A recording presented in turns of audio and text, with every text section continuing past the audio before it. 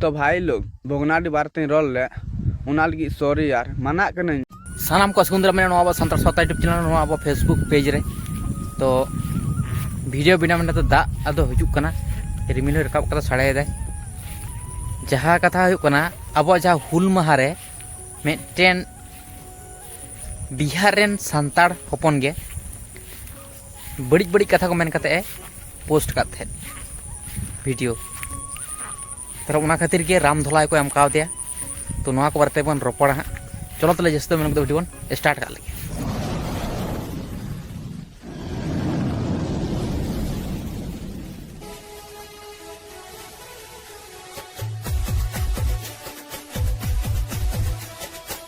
अब बन बड़ा जे सिदू कानू चांद भैरव फुलो झानो उनको को जानाम अतु दिसम दो हुयुक कना भोपनाडीही तला भोपनाडीही बारे तेगे बड़ी बड़ी कथा को मेन ला ओना खातिर के उनी राम धोलाई को एम काव दिया तो दा को हो हेजना तला ओना को वीडियो बन नेल का तापर ओना बारे तबन रोपड़ा चलो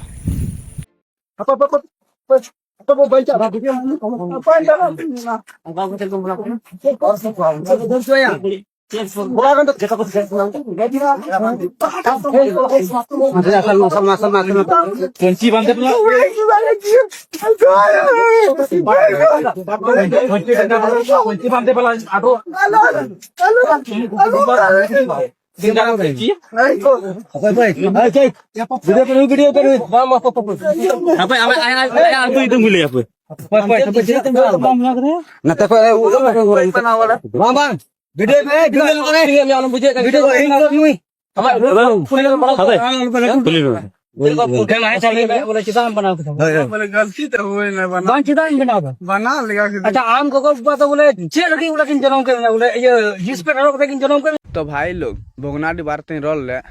उना लगी सॉरी यार मना कने अडी मरांग गलती केदा लेकिन आज के बाद भोगनाडी मेला बारते तीसो बई रोला और एटा मेला बारते हो बई रोला प्लीज यार माफ कती पे कटी भाई मनाव कते चा से इन बन बड़ाय कान थे आमेते इन मरांग गलती इन सला हुआ इन तो ऐसे ही रोल दा मस्ती मजा इन कटे हर सीरियस बात इन बात ते इन ठेस पहुंचा पे हर इन कभी बन सुझाव का थे माफ कती पे प्लीज यार आज के बाद इन वीडियो बन बनावा जिंदगी रे मेला ठेला बारते वीडियो बन बना गलत वीडियो बन बनावा नित संताल समाज बारते गलत वीडियो बन बनावा माफ कती पे कटी भाई मनाव कते प्लीज यार नेल तपे भोगनाडी बारते रोड का इन हालत चल का बितौना इन बन बड़ाय कान थे मते इन बवाल मचा बोले उना रोडते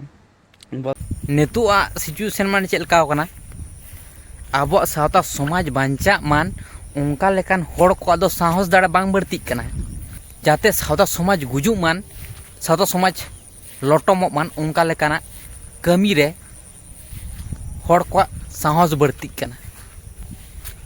मान मन बुझ दड़े कना चलका हालात जहां सांतार समाज सावता को बांचा रना को कुरुमुटुया उनको दो साहस दाड़िए बनुआ झुमा झुमा मेना बोना और जहाँ लटम इदी को उनको को साहस बढ़ती चला नुई गिद्रे हो उनका लेका भाइरल लगी सानताड़ अपमान करते गे सानताड़ रन बीर बांटा को अपमान करते गे इन दो पैसा कमा से फेमस उनका लेका कुरुमुटु माने सानताड़ को आपे तो 30 पे चेठा 30 पे चेंगा उन लाजा अपमान पे चिकते पे सहाव दाड़े 30 पे चेंगा तवना 30 पे चेठा तवना लाजाव हो मेहा तवना से बनत तवना नवा इन चिंता बनायदा माने जहाँ गे जहाँ लेकाय कोरा बना उना तेगे अब संतुष्ट मेना बना शांति रे मेना बना जहाँ गे थिया बन कनाय माने अब तो माने बोका चोदा रेन ढेड़े कना बन जहाँ को मेने माने इंग्रेज जुदी हेजना उनी होय थिया हटवा बना दिकु छतिक हेजना उनी हो कटे थिया हटवा बना मुसला हेजना उनी हो कटे थिया हटवा बना माने जहाँ जहाँ लेका जड़ायो कना उनका के जड़ायो कना सांताड़ हो कटी हेजनाय उनी थिया हटवा मिया माने सांताड़ चेत हालात रे बन हेजे कना तबु चेंगा बनु तोना चेठा बनु तबना आरो जहाँ नेलदा जे सांताड़ चेतार नोंका नाहाचार अत्याचार चला कना उनी हार ओना कुरुमुटुआ कना जे जाते आरो लटम चला मान सांताड़ सावता समाज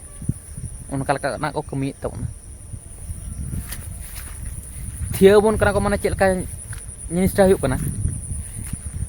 माने जहाय गे जहा लकाय कोरावदा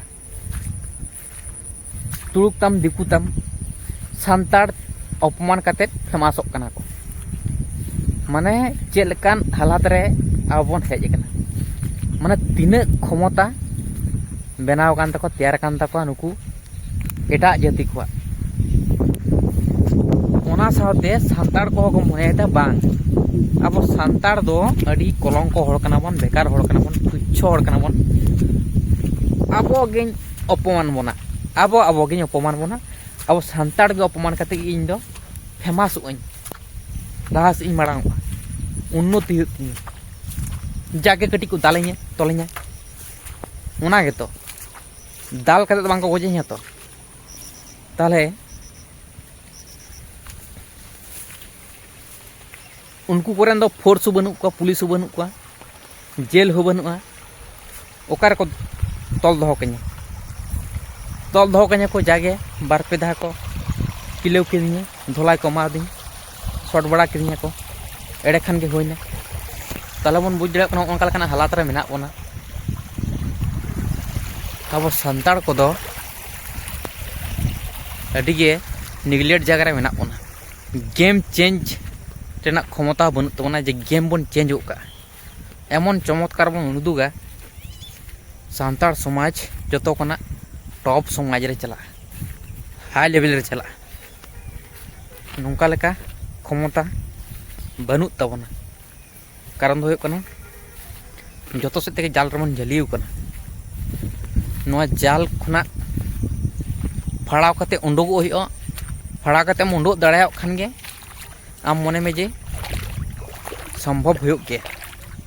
नितो अब सांताड़ समाज ओकारे मेना तबना बुझ दड़ाया कना मन नितो हुल माहा लेकान दिन को चलावना 1855 साल रे अबरन वीर बांटा को जीवी नसाव कना जीवी को नसाव का इंग्रेज ब्रिटिश को ताले नितो हो अब झुमा झुमा मेना बना माया मामन ललयदा निया दो अडी दुख रना कथा कना सानाम सांताड़ को चिंहा तवन पे जेठा तवन पे वीर बांटा लेका तैयार तवन पे आबो दिसुम रे आबो राज मेन लेखान दो बांग हुआ ओना कोरा कोते दुख दो अडी कठिन जहाना जिनिस रॉड गिड़गे कदम ओना काते कोनो लाभ बनुआ कोरा काते इदम दुख दड़ेया एडे खान आमा नागाम बना ताले जहाँ तीन हम कोरा दड़ेया उना गे डायलॉग मारा में बढ़ती किछु डायलॉग मारा काते कोनो लाभ बनुआ हड़ को लांदामा और हड़ को लांदामा जखन ओना हड़ को लांदा आजम काते आमा जुदी ओना पावर हेन तमा जाला हेन तमा जंत्रणा हेजना ना जंत्रणा ते जहाँ पावर बढ़ती तमा ओना पावर ती दियम यदि कोरा काते दुख दड़ेया एडे खान गे नागाम बनावन तम ताले ओनका टोला को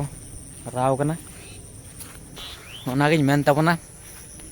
अब सुख रेना दिन दो बांग कना नतुक दो एंजॉय रेना दिन दो बांग कना आलोपे एंजॉय तबना एंजॉय तबन पे मनमी जन काटा करते गेले सुख दुख मेंटेन कते चलाव दी हुआ तो नोआ तो बांग कना जे अब दो सुख रे बन भासाव को ओना जाल रेगे बन झेली को एंजॉय रेगे बन तहेना तो निये अब हुस ताम मान जे अब दिसम रे अब दो सुख रे शांति रे बनू पुना से स्वाधीन रे दो बनू पुना ताले नोआ चिंता भावना कते अब लड़ाई लगी बन प्रस्तुत मन तैयार मन अब दिसम रे अब राज होई करते गेले चेत को प्रोसेस पंजाय हित पना नोआ अब नेल लगती बिना तबना और ना को स्टेप फॉलोई लगती बिना तबना ठीक गया तो ओनागे उनी कोड़ा गिद्रो बाराते चे पे ले तबना नोंका लेका अब सांताड़ को चितान रे अपमान होई चला कना